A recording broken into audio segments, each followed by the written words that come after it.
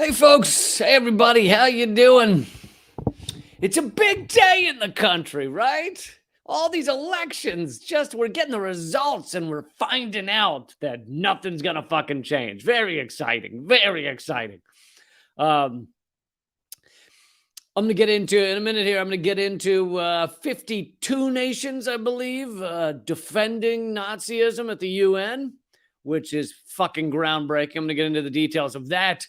I'm going to get into a company that you and I know and love, maybe collapsing. So that's interesting. It's a company. Don't worry, it's a company. It's not like fucking Ben and Jerry's or something. It's something that controls a significant portion of our lives. Also, I'm going to get into the failed assassination attempt in Pakistan and what it means. Yeah, a lot of big stories coming up here. Oh yeah, and of course. How did I forget this one? I'm going to get into how it's just been revealed that Google, Facebook, Instagram, all these Microsoft, all these big tech platforms, big tech companies, they're filled to the brim with people who literally were in an elite spying unit in Israel, in the IDF. Like, that is one of their main, it appears to be one of their main recruitment pipelines is from Israeli's top spy department straight to like Google, etc. All right, I'm gonna get into all that. That's all coming up, so don't miss that. But I just want to start off by saying, I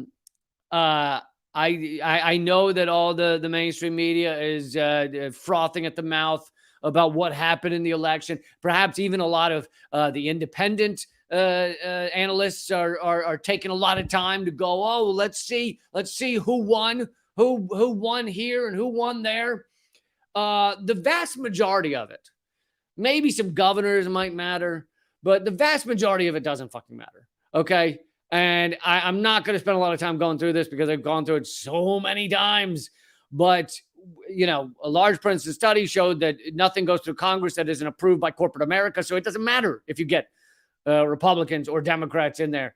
And then on top of that, I'll give you some crazy prediction. I know we don't know who's going to take the Senate, right? Yet we don't know. We think Republicans are going to take the House. Oh my God. I'm gonna give you some predictions here. No matter who takes the Senate or the House, are they gonna come together to funnel trillions of dollars to the richest Americans? Yeah, are they gonna? Because I'm making crazy predictions. Are they going to come together to do absolutely nothing about climate change? Okay, I crazy prediction. I know who would go out on a limb and make these predictions now before we even know who's going to control which house. Are they going to come together to essentially approve every single belligerent, insane Hannibal Lecter mask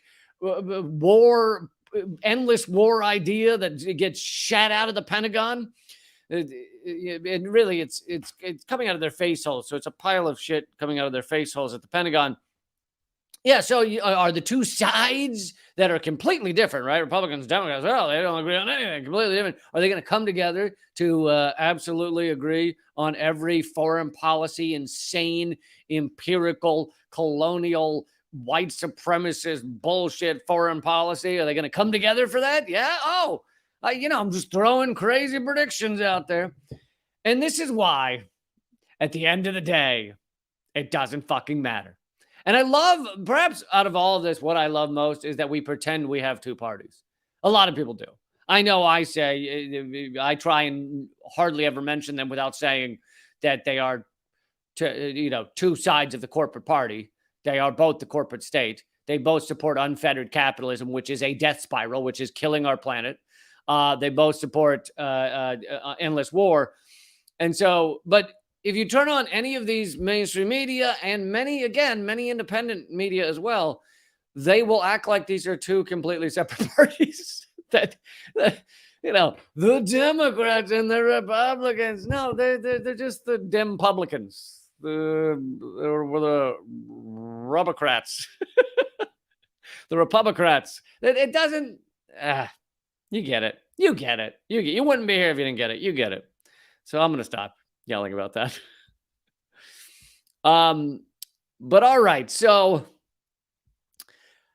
let's dive into this first story, which is it's just so fucking mind blowing.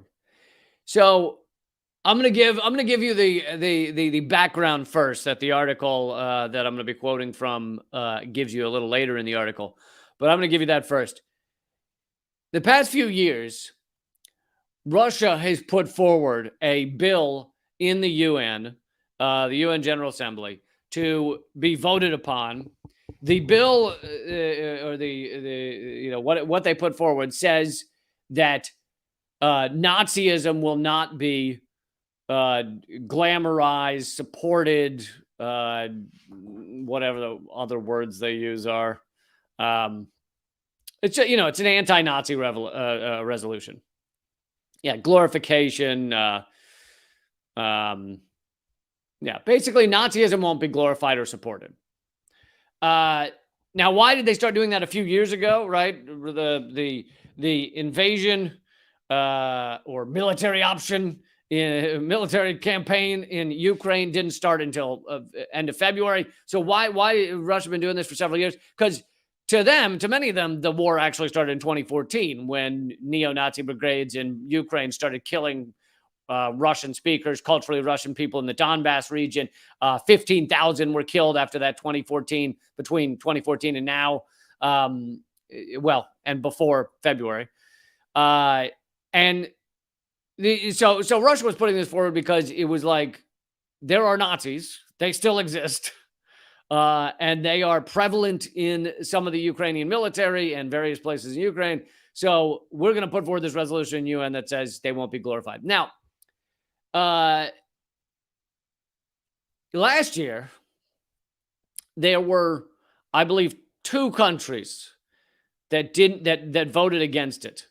US and Ukraine. 2 countries out of the 190 whatever that are part of the UN, 2 countries voted against. so voted that glorifying Nazism should be allowed. 2 countries, US and Ukraine. Now, why did they do that? They did that because they knew exactly what was going on. They knew the U.S. was already funding and arming these Nazis on the border of Russia. They were years ago. And in 2013, the U.S. Congress actually withdrew or passed something canceling out the bill that had gone through saying banning funding of any Nazi groups or neo-Nazi groups. So the U.S. Congress also understood that the U.S. was going to be, we might be funding and arming some Nazis. What can we say? Sometimes a Nazi needs a gun. What are we going to do?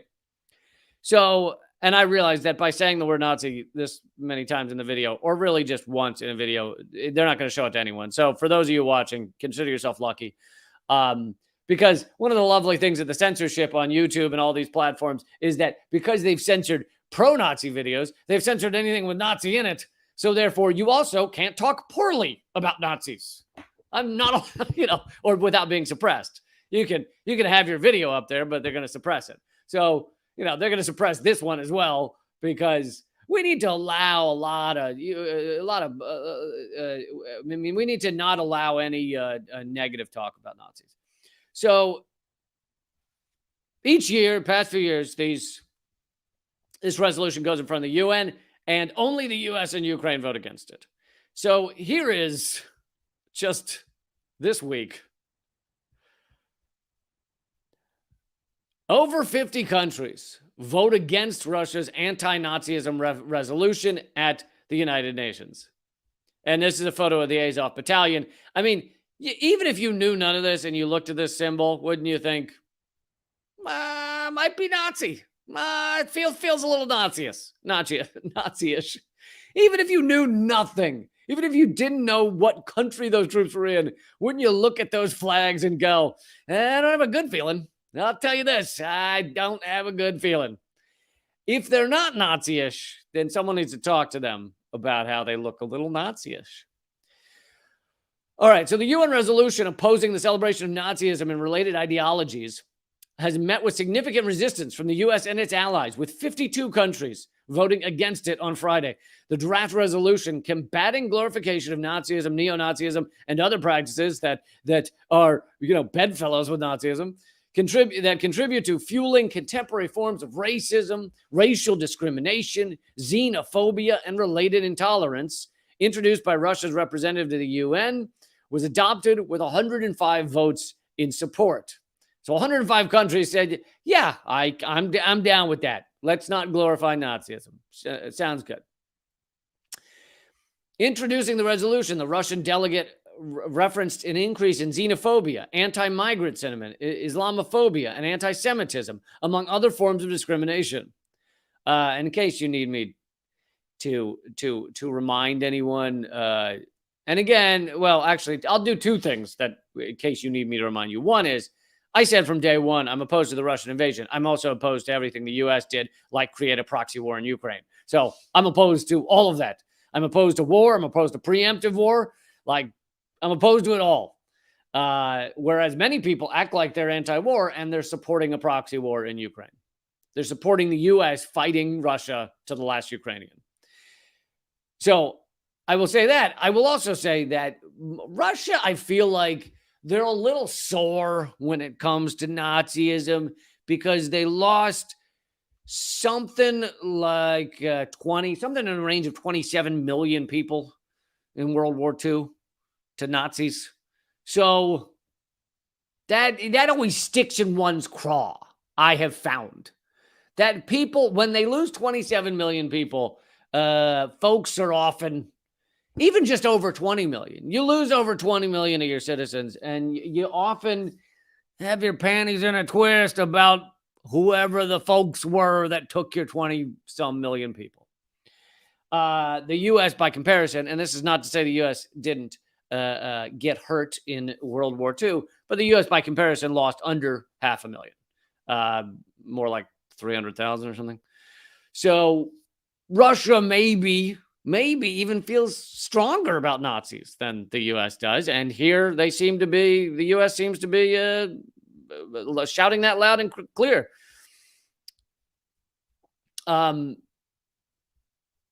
Let's go back to that view. Moscow introduced a similar resolution last year before the military operation in Ukraine had begun, but after the U.S.-backed coup, after the 2014 U.S.-backed coup, had installed a government that allowed neo-Nazi groups such as the Azov Battalion and lionized Stepan Bandera, the Ukrainian Nazi collaborator, whose organization of Ukrainian nationalists was responsible for the massacre of tens of thousands of Poles and Jews during World War II. The 2021 resolution was opposed by two states, the U.S. and Ukraine. We've now gotten that up to 52 states are opposed to stopping the glorification of Nazism. They worship this guy, Stepan Bandera, who was a Nazi collaborator, helped Nazis kill Jews. And this is how pathetic your liberal media in the U.S. and obviously the right-wing media is pathetic as well, but this was specifically the liberal media and PBS. PBS did an interview with a mayor of one of the Ukrainian towns that was under attack, and they blurred out the framed photo behind the guy. And people were wondering, why would they blur out a framed photo behind the guy? And so some people did some research and found out it was a framed portrait of Stepan Bandera, a pro-Nazi guy who helped murder loads of folks. And so PBS clearly knew that this mayor had a Nazi framed behind him, because otherwise, why blur it out? So they thought, well, we'll just cover it up a little bit, and then no one will know that we're talking to and promoting and platforming a fucking Nazi on PB-fucking-S, on the fucking little nice old lady news channel is platforming Nazis now. And this shows how far the U.S. empire has sunk. And to me, it shows how when you have no moral core, like our politicians no longer do, when you don't actually stand for anything beyond the profit, greed, and power of the American empire, then you will stand for anything as long as it promotes the profit, greed, and power of the American empire, including the most horrific, disgusting, amoral human beings in the world. I mean, Biden just the other day gave a fist bump to Mohammed bin Salman, right? The head of the king of, or crown prince of Saudi Arabia. And there's no moral core to these people. They don't give a shit about the estimates now, and I know it's a ironic number considering we're talking about the Holocaust and World War II. The number now is that the U.S. has been responsible for 6 million deaths in the war on terror over the past 20 years. 6 million dead. And that's just the war on terror in that region, right? That's Syria, Iraq, Libya, Afghanistan, etc. That's not talking about all the other countries where we cause death and chaos, like in Venezuela with our economic war on them.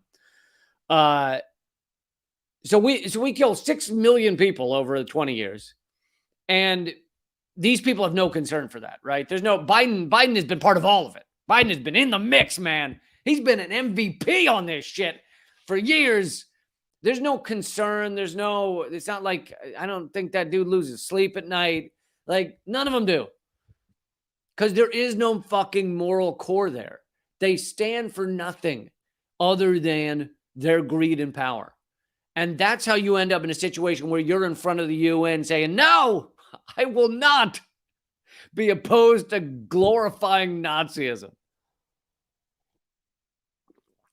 I mean, honestly, when you find yourself up there in the front of the UN saying that, I feel like that's the time to reevaluate things. You can never go wrong when you're on the other side of things from when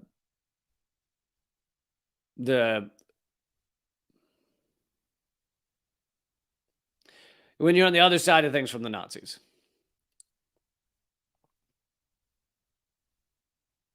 Sorry, trying to figure out one of these comments.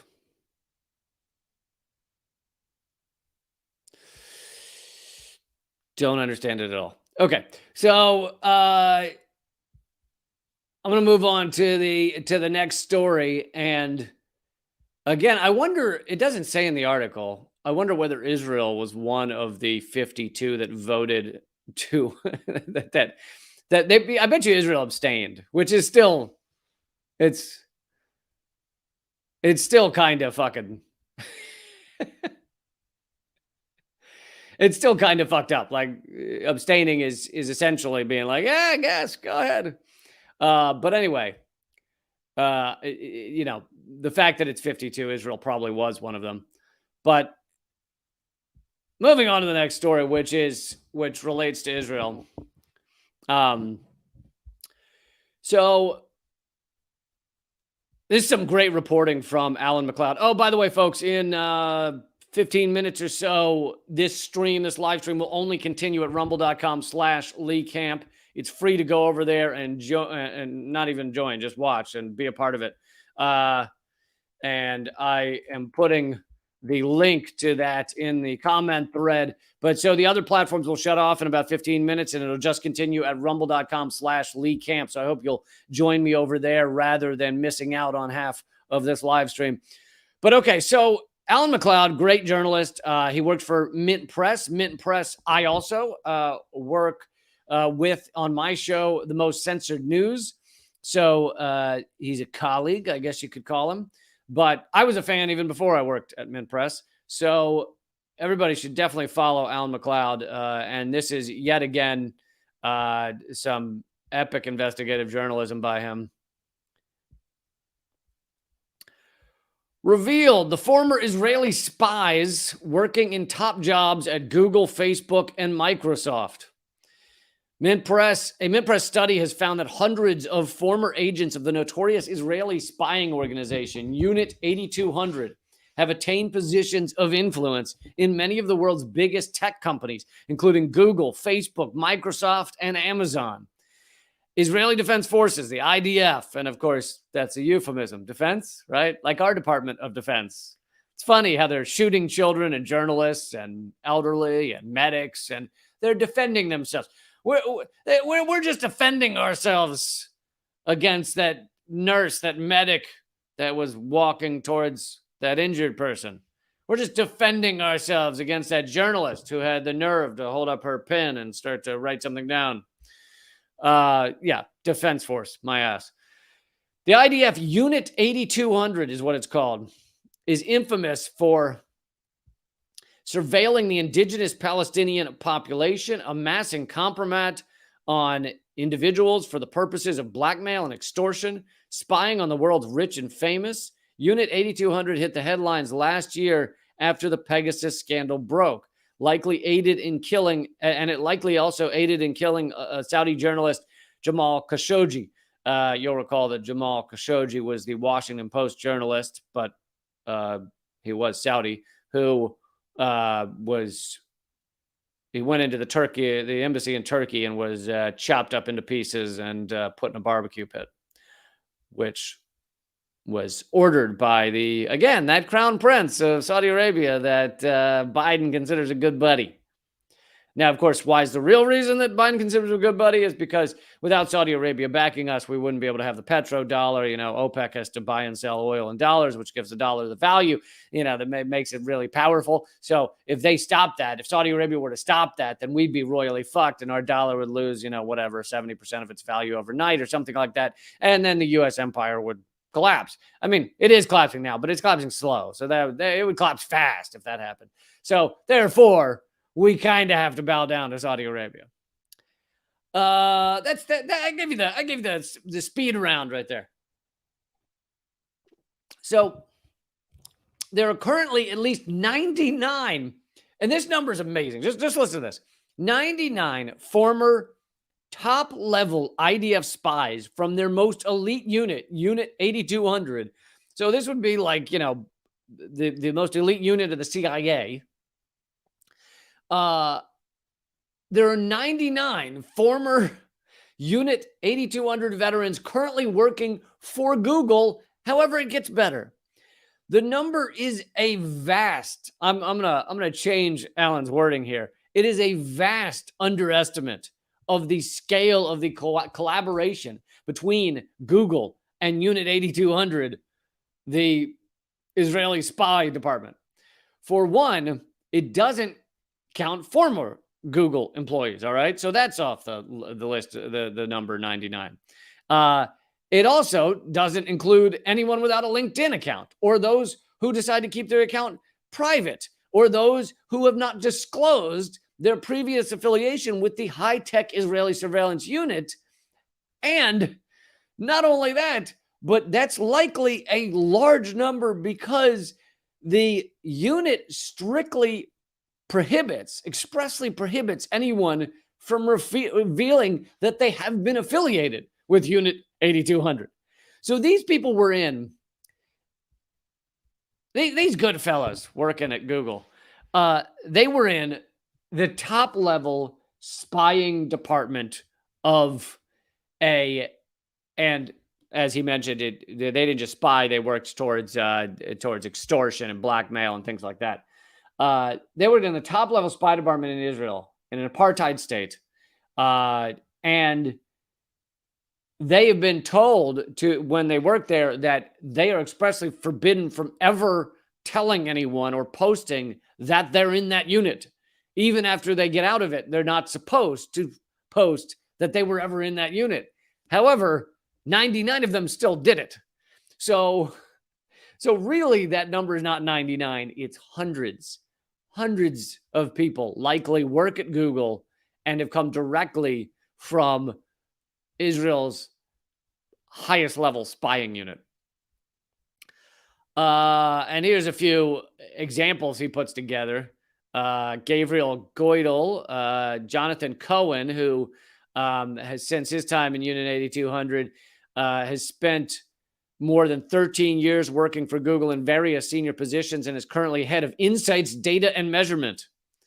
And so the first one I mentioned, Gabriel Goidel, was appointed head of strategy and operations at Google.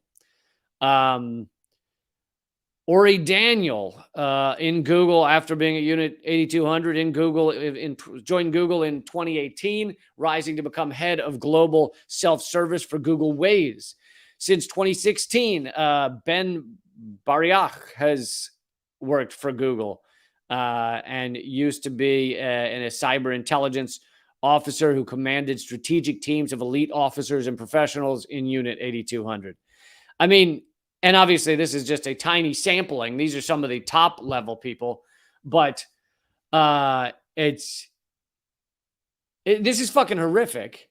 And, you know, people don't want to talk about this. They don't want to look it up. They don't want to write articles about it. And in case you need this clarified, and hopefully you understood from my last segment on how horrific and fucked up supportive Nazism is, but this does not count as anti-Semitic. You could be opposed to the Israeli government. You can be opposed to things they do, decisions they make. You can be opposed to people that are in elite spying units in an apartheid state. And none of that's anti-Semitic unless you're saying that that's true for all Jews or that all Jews behave a certain way or whatever. If you're saying that kind of garbage, then you're a fucking moron. But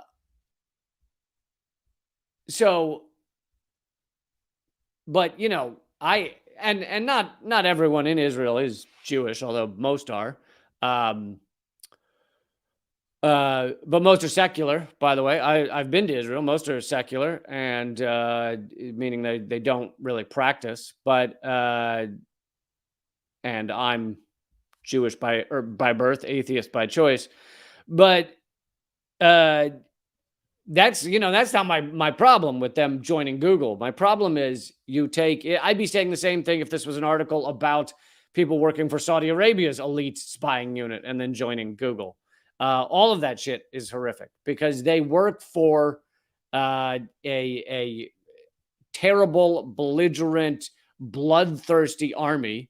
And people that come from the CIA. How many segments have I done on people come from the CIA and then join our media or show up on CNN and they're supposed to be respected and appreciated?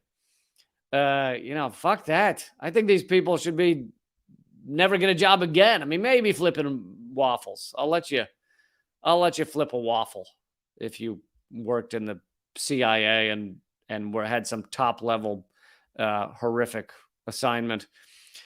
So then Alan goes into Unit 8200 is not a run-of-the-mill regiment. He's answering the question of why should people care if employees at Silicon Valley are coming to Unit 8200. Coming from Unit 8200. He says, it's not a run-of-the-mill regiment. Described as Israel's NSA and located on a gigantic base near Beersheba in the Negev Desert, Unit 8200 is the IDF's largest unit and one of its most exclusive. Palestinians as a whole are considered enemies of the state. I'm obviously skipping ahead. There's no distinction between Palestinians who are and are not involved in violence. So they're all spied upon. And in fact, I covered the other day how a Palestinian journalist was arrested for posting something on Facebook. Apparently you can't do that or you get arrested by the IDF. Unit 8200 is partially a spying and extortion organization that uses its access to data to blackmail and extort opponents of the apartheid state. Last year, along with Amazon, Google signed a $1.2 billion contract with Israel to provide military surveillance tech services, technology that will allow the IDF to further unlawfully spy on Palestinians, destroy their homes, and expand these illegal settlements. The deal led to a staff revolt at both companies, Google and Amazon, with some 400 employees signing an open letter refusing to cooperate. Which is a big deal because, a lot of these people at these companies have drank the Kool-Aid. So for them to stand up is That takes a lot. Okay, so then he goes on to Meta. Meta, the company that owns Facebook, Instagram, and WhatsApp, has also recruited heavily from the ranks of Unit 8200. Undoubtedly, one of the most influential people at Meta is Emmy Palmore. Palmore is one of 23 individuals who sit on Facebook's oversight board, described by Zuckerberg as Facebook's Supreme Court. The oversight board collectively decides what content to accept and promote on the platform and what should be censored, deleted, and suppressed. I mean, imagine you have people from the fucking CIA deciding what should be suppressed on Facebook, which you do. But this is the same. This is like having people from the CIA of Israel telling Facebook with a job at Facebook saying what should be suppressed, what should be covered up. So now you might understand why when people post any legitimate story about Israel and their crimes, because they have a lot of war crimes and their assassination of journalists, assassination of medics, of children, of press, of elderly, all that shit. Whenever someone posts about that, it gets incredibly suppressed at Facebook, like even more than my shit. I mean, my shit is, but I've done the calculations. About roughly 0.1% of my followers see or have a chance to see my posts. I have 330,000 followers on Facebook, and if I click on the insights on a post, it'll say it was seen by like, sometimes as low as 300, but sometimes like 3,000.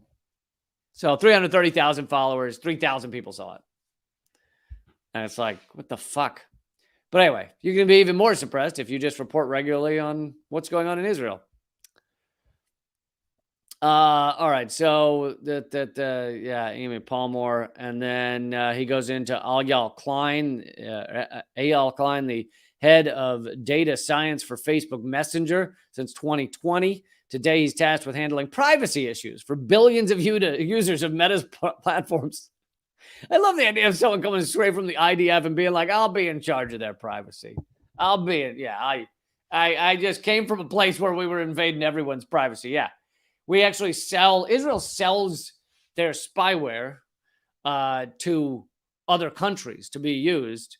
And so to come straight from that, where you've helped countries around the world spy on people and abuse people, and then be like, I'll monitor data privacy. I'll make sure. I don't know why I'm giving him this accent. This is the farthest thing from a fucking Israeli accent I could come up with. I'll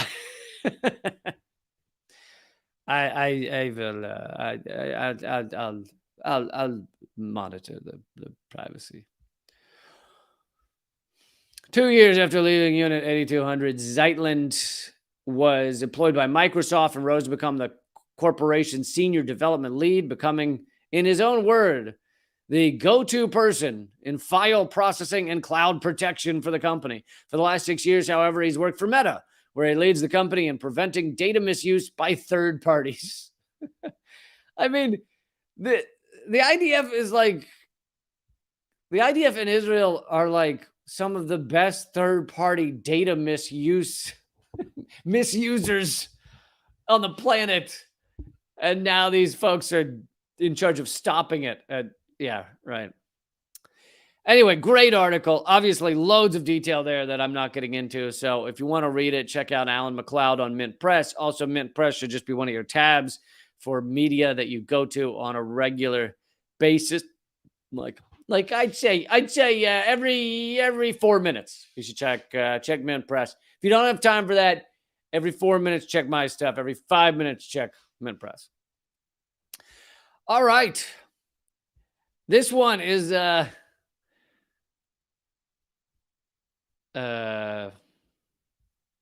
right. Sorry, I'm dealing with one of these fucking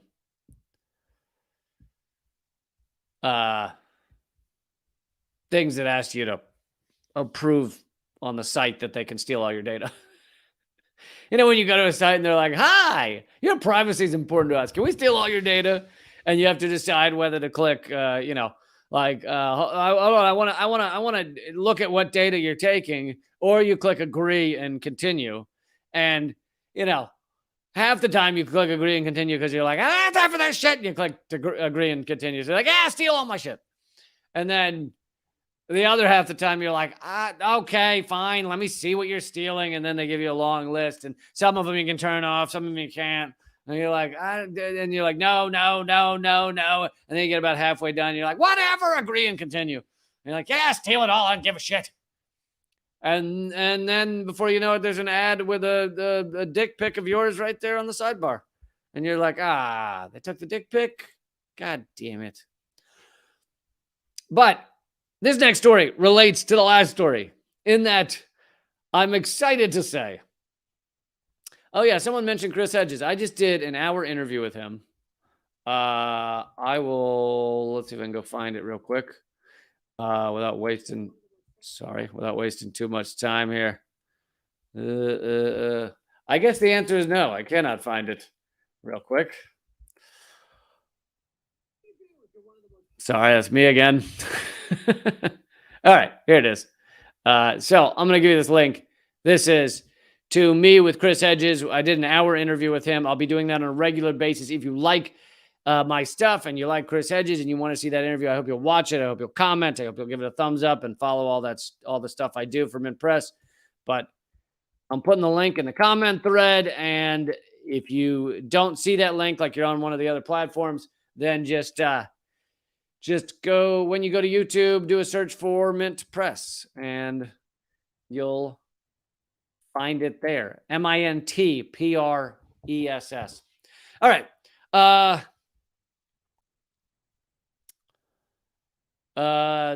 Lou, yes, Chris Hedges did have his own show at RT. It was called On Contact. It was an excellent show. And like myself, Chris Hedges had his entire show banned globally, all of the past episodes with amazing authors, celebrities, everyone he talked to, all banned globally. So much like my stuff. Anyway, I said I had a good segue to this one. I'm moving on to how Meta is collapsing. Oh, how exciting is that? It's funny because at the same time, I still obviously have a Facebook platform. It actually, if you look at the number of followers, is my largest platform still, 330,000 followers. But they're not showing it to people. You know, they're not showing my shit to people. So how worried should I be if Meta is collapsing? But all right, I feel like you have not heard much about this. But Meta has just announced over 11,000 layoffs. Meta is the parent company of Facebook. 11,000 layoffs. I think I looked up that they employ, God damn it, I want to say 37,000, but I don't want to get this wrong. Facebook claims 45,000 full-time employees. So out of 45,000, 11,000 have just been fired. And here's the thing: if it were just 11,000 being fired and there were no reasoning behind it, you know, it was like, we're trimming some extra lard. That was not a fat joke. If they were just like, you know, like, it's not a big deal, whatever, then I would just say this is part of the fact that we're in a recession. The recession is partially created by the Fed in order to get a lot of people fired so that a lot of people are struggling, so that corporations have more power, because right now corporations have lost that power and workers have the power, which is why you see waves of unions across the country, unionizing efforts, workers demanding more. So the Federal Reserve is working for the ruling class to actually create a recession, to get people fired and give corporate America a back the power that they're missing. But anyway, this is not just that. That's obviously part of it, but Zuckerberg said, "I know this is tough for everyone, and I'm especially sorry to those impacted." Hey, are you? You fucking sociopath. Are you especially sorry to those impacted? He said it's a sad moment. Is it? Is it, Mark? Yeah. And he says, I want to take accountability. And he keeps saying I was wrong to He said we thought we were going to keep growing at the same level, and so we kept hiring, and I was wrong, and like that makes it better. I'm taking I apologize, and it's on me, okay, folks. Now get the fuck out. It doesn't change anything. You run around going, oh, look, I am sorry. I have whoopsied. He said he thought that the revenue growth the company was seeing during the pandemic would continue, and it has not. And he blames it on like the end of the pandemic, and he blames it on the recession and things like that. But that's not all of it. It's also the fact that people came to Facebook. A lot of people came to Facebook because it had information that you were not getting on your mainstream media. That's not the only reason. I get that. A lot of people were there to see who their ex-boyfriend was fucking. I know. But they also, along with that, oh, he's fucking a Labradoodle. Okay. Interesting. I thought he could do better, but okay. They came there for, on top of that, they came there for information that they were not getting from their mainstream media. Because if you wanted the information in your mainstream media, which is garbage and corporate and just fucking owned by anything with a big before it, big ag, big oil, big pharma, that's who fucking owns your corporate media. Anything with a big on the front end. So people turn for years, Facebook's been around, but popular for what, 15 years or something like that. And for years, people were like, oh, this is where I can get information that's not allowed, that has been kept out by the gatekeepers. But then 4 years ago, I've been shadow banned since 2016. Basically, when Bernie almost won the primary, when Bernie Sanders almost won the primary, they were like, this information revolution is a serious problem. It wasn't Occupy. They started to feel it. But when Bernie almost won the primary, they were like, fuck this shit. That's when they really started cracking down. I've been shadow banned. I told you 1% or less of my followers see my posts. That happened in 2016. I went from gaining 5,000 followers or more a week to never gaining followers again. I've never gained since 2016. And so they basically have made Facebook another mainstream media. It is this garbage from your corporate state, which why do people don't want that? There's no reason you would go to Facebook for that. And I get you can still tune in to see who your ex-boyfriend's fucking or ex-girlfriend or whatever, but what kind of work your third grade geometry teacher had. I fucked up that reference. You weren't learning geometry in third grade. Well, I guess you kind of were. You were learning what shape the blocks are and shit, but man, fuck that up. Should have said 8th grade geometry. God damn it. But that's what you don't see when the live stream ends. I just pound the shit out of myself for getting something wrong. It wasn't 37,000 employees. It was 45. But they turned Facebook into just more of this garbage media, garbage information from your mainstream, and suppressed everything that was outside of that. So what is it? I don't know what people do there other than see what kind of plastic surgery an old friend has had.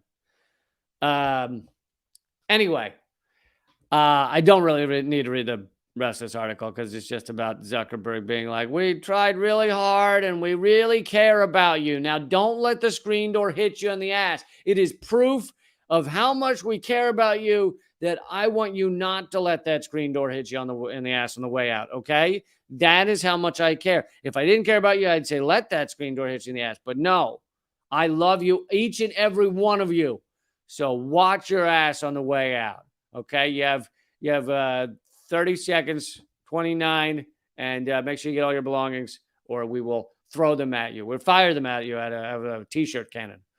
So get those and get the fuck out. Anyway, the article also mentions that that Zuckerberg's passion project has been dumping billions of dollars into the metaverse. Part of the reason they changed their name to Meta. And apparently there's been nothing to show for it at all so far.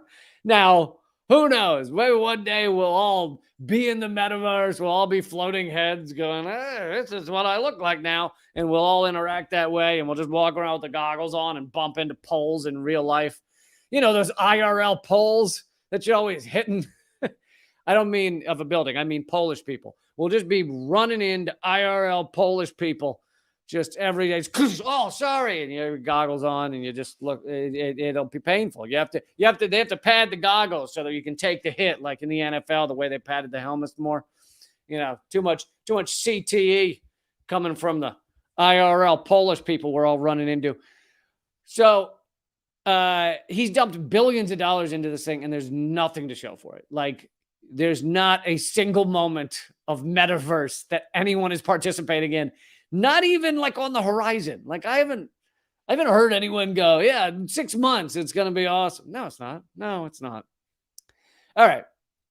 Right now, the other streams are going to end and I will be at rumble.com/Lee Camp to continue this. I have intense details on the attempted assassination of Imran Khan. But beyond just that, what Pakistan means to us and why the U.S. is involved in this. That's coming up next. And I'm putting the link in the comment thread. If you don't see that link, you can also just go to rumble.com/Lee Camp and join me there. But also, if you feel like you've gotten anything out of this live stream, I hope you'll go to leecamp.net and become a member. You get a free Q&A by becoming a member. A Q&A every Friday with me. You get exclusive articles, exclusive polls. I often will, again, I'm talking Polish people. I will often ask people over at leecamp.net, my locals page. I will ask them questions about what I should cover, the stories you think I'm missing. And a good example is I just put up a poll there as to who I should interview next. Like I said, I just interviewed Chris Hedges this week for an hour. And I would love to get your take on who I should interview next. So go over to leecamp.net and become a member. But this continues right now at rumble.com/Lee Camp. And we are almost done deleting all those losers.